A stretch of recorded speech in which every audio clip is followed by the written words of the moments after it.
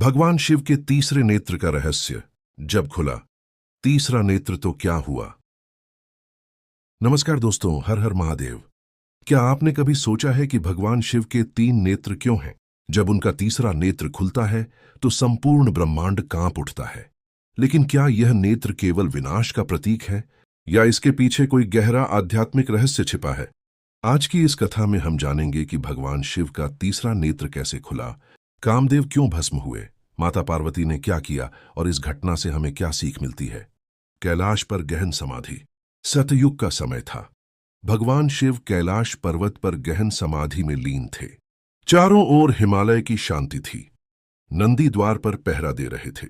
ऋषि मुनि भी दूर से महादेव के दर्शन कर लौट जाते थे।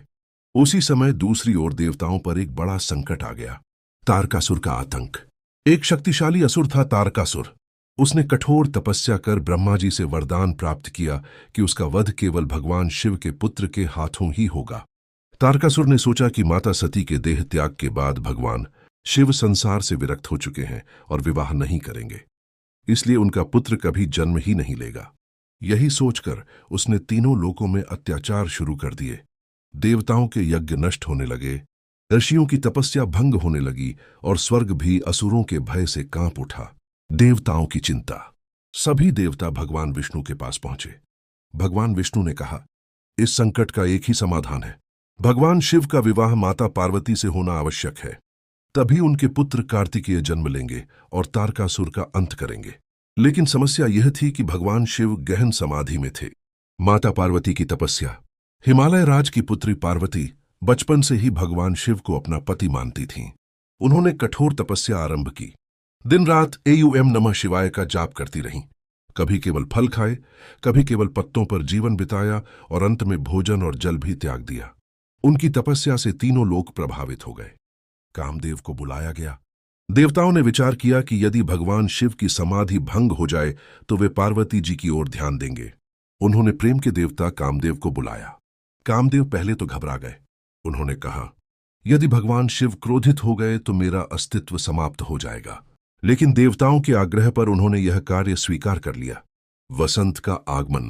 कामदेव ने कैलाश पर वसंत ऋतु का वातावरण बना दिया।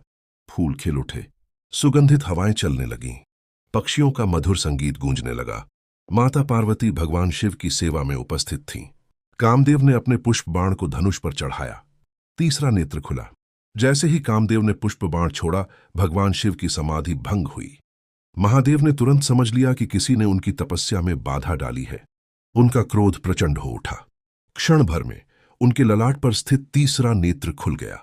उस नेत्र से निकली अग्नि इतनी प्रचंड थी कि कामदेव उसी क्षण भस्म हो गए।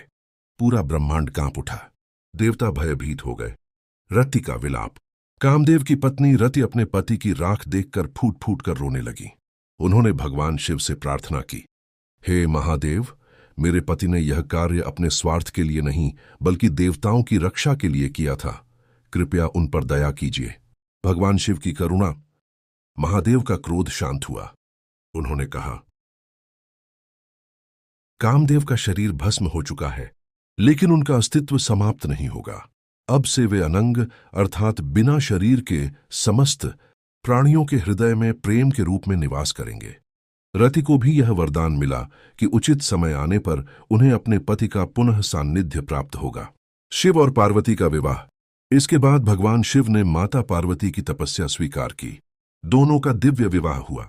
यह विवाह केवल दो आत्माओं का मिलन नहीं था, बल्कि सृष्टि के संतुलन की पुनर्स्थापना थी। कुछ समय बाद भगवान कार्तिकेय का जन्म हुआ। उन्होंने युद्ध में तारकासुर का वध कर देवताओं को भय से मुक्त किया। तीसरे नेत्र का आध्यात्मिक रहस्य।